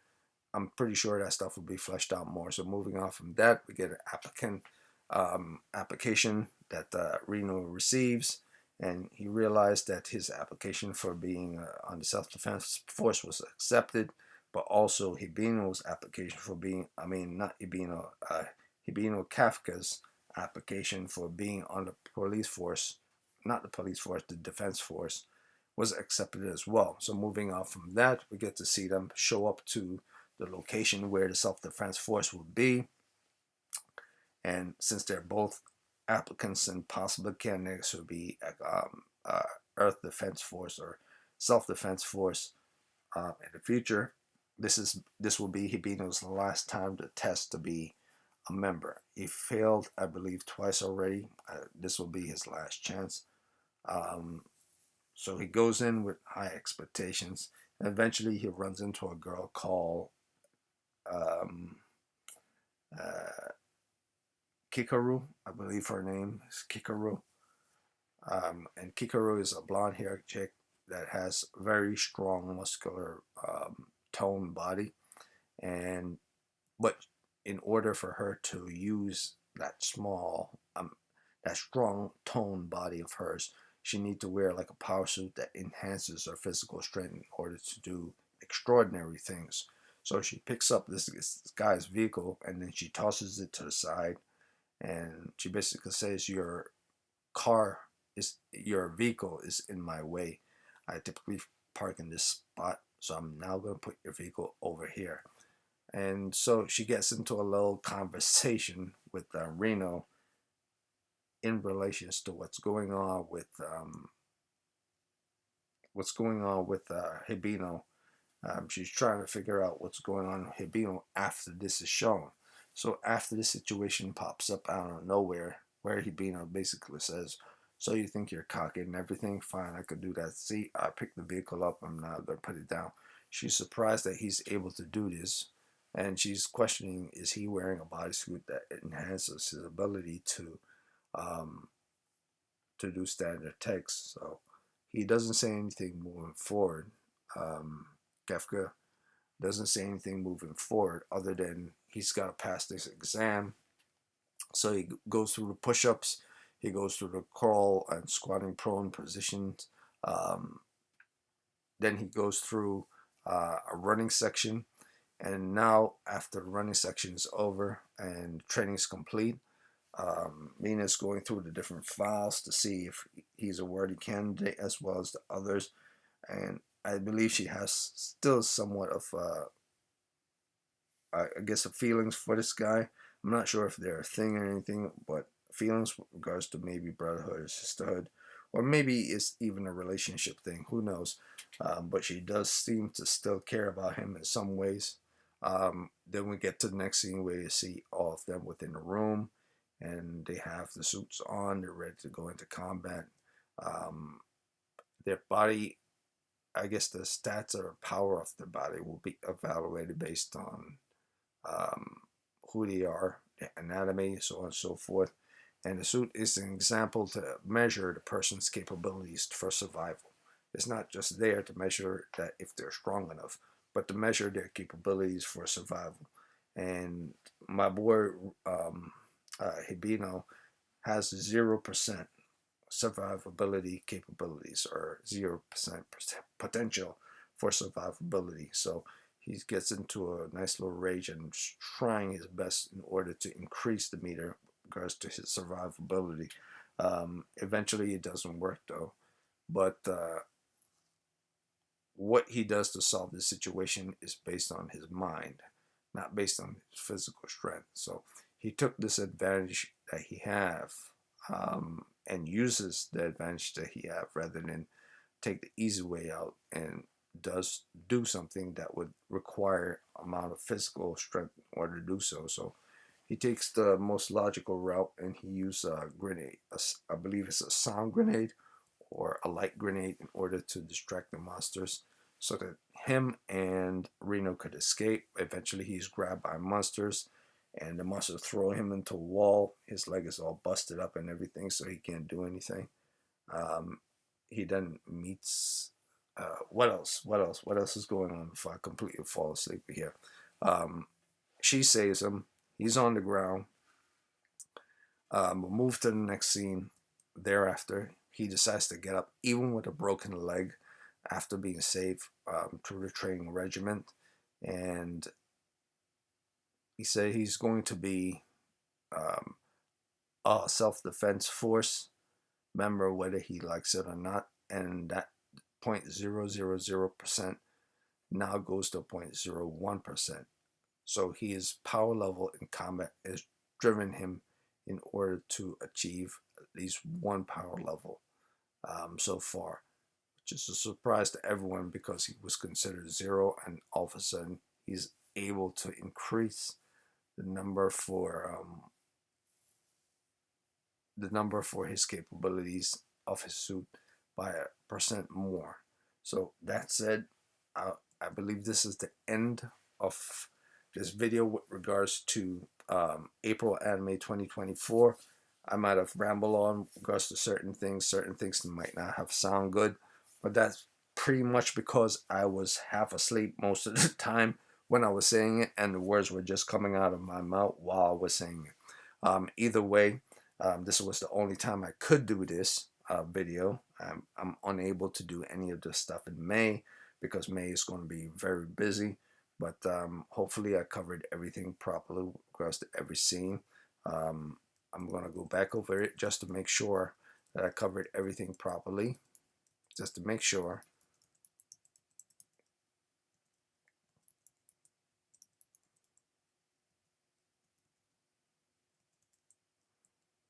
Okay, so we start with the scene where they're showing the city.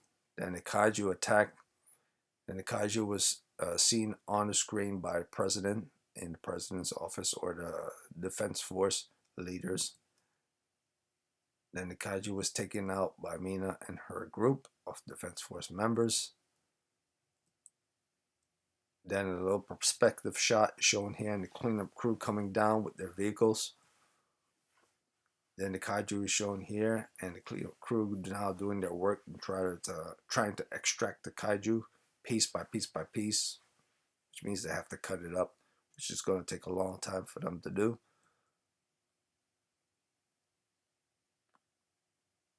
And then we see him sitting here, or lying here in a situation where we get to actually get a full look of this guy and who he is down the road.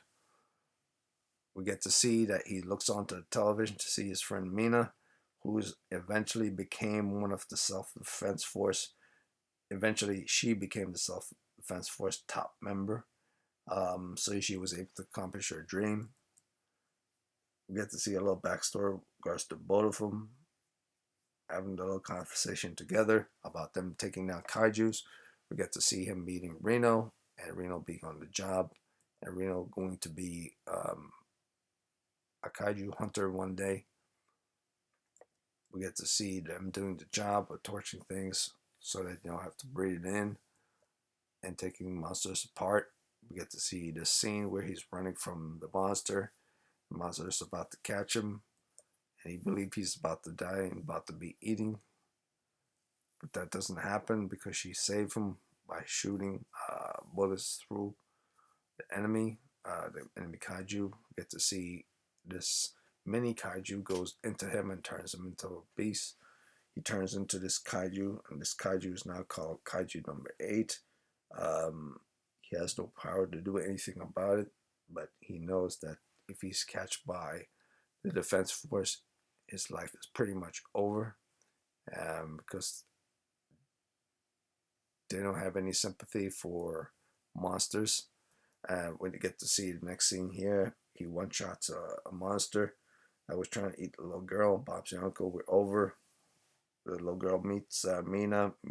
The girl tells Mina not to hurt the monster kaiju. Was trying to protect them.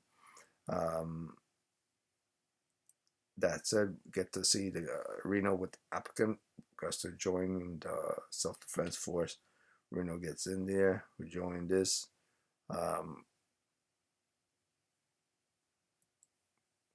They both go towards the base where the training session will be held. They meet Kikoru. Kikoru shows her strength, picks up the vehicle, tosses it to the side, so on and so forth.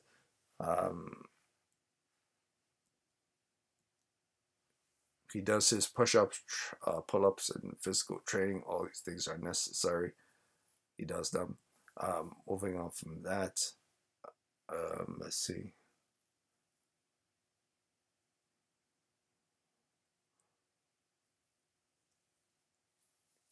Yeah, next thing we see her being curious about Hibino having to pick up the vehicle and throw it right in front of him so easily. So she suspected there's something off about this guy, but she doesn't know what it is. Moving on from that, we get the next scene of him trying to win. Yeah, and that's pretty much it. She defeats the monster that was trying to kill Hibino. Hibino almost barely got out of the situation with his own life. Eventually, he managed to force himself to get back up, even with the broken leg, and basically say determination's all he really needs. And so the percentage of 0, 0, 1 eventually goes up to um, 0, 1, 1, or 0, 0, 1, also 0, 0, 1, so on and so forth. I don't know what I'm saying anymore. I just know that I'm tired, and I've covered every part of this anime, and it's pretty much done. And I've done the best of my abilities to get off what the animes are for April 2024. But I will say this: the best anime of April 2024 are these 4 ones. At least in my opinion, there are. And out of these 4, the 2 that I basically said that are going to stand the test of times down the road are going to be Kaiju 8 and possibly um,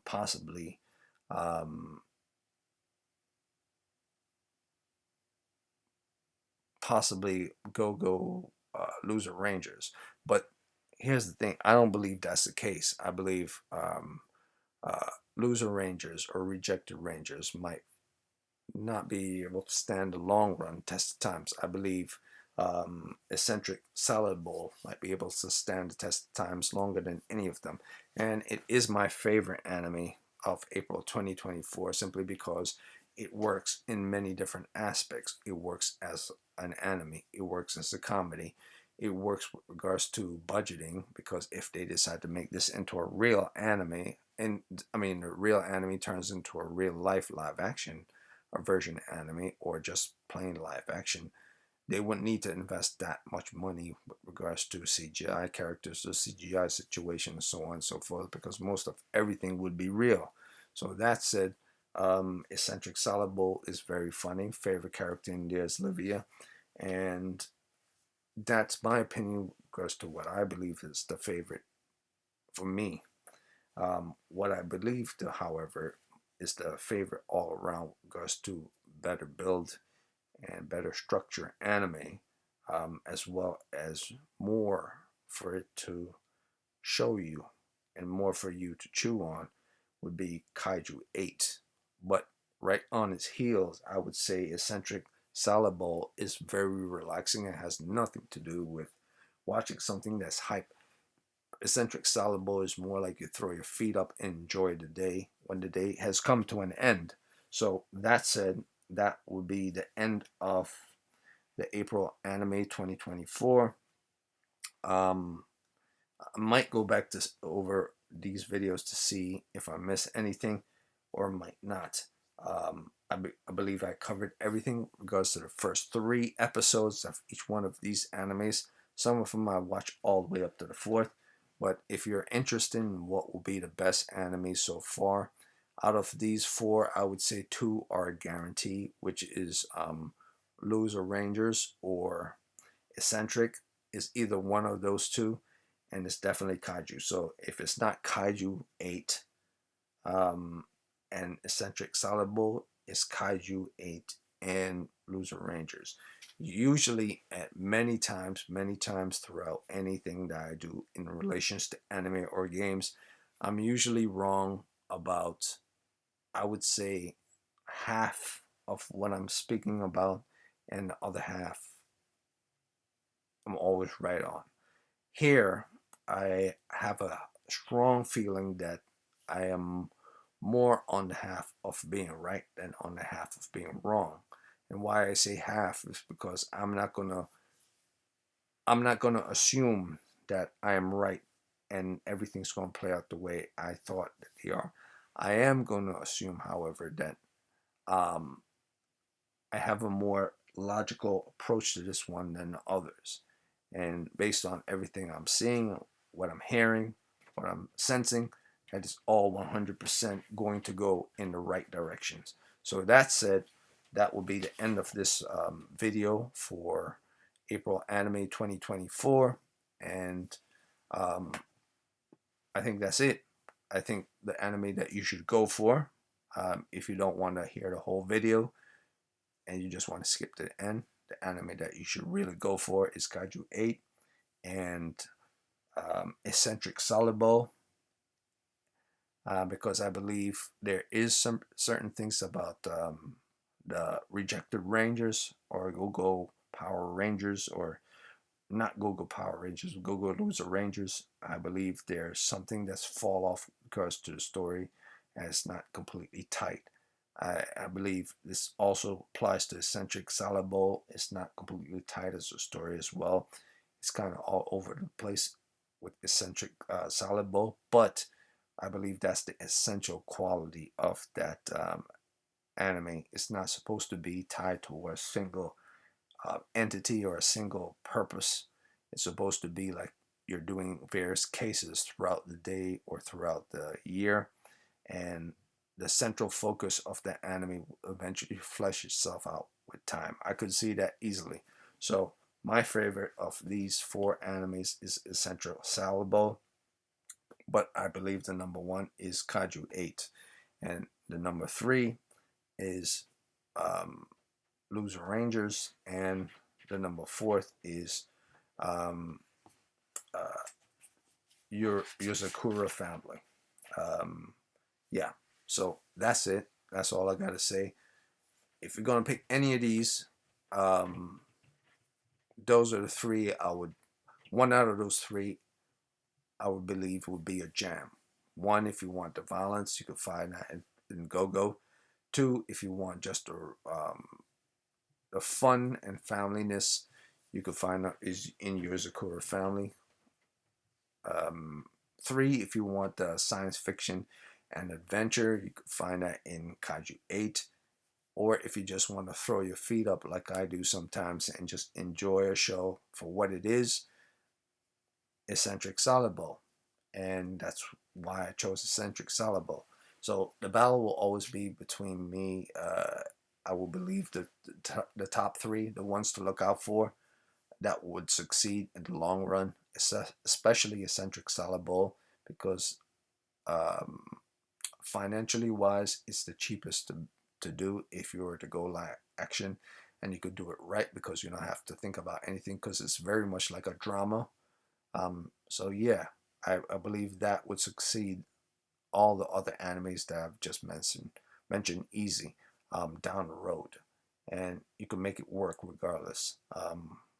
But I do understand from a point of view of what makes sense and what's logical and what's good. That Kaiju 8 would probably be the number one. So that's it. I'm done.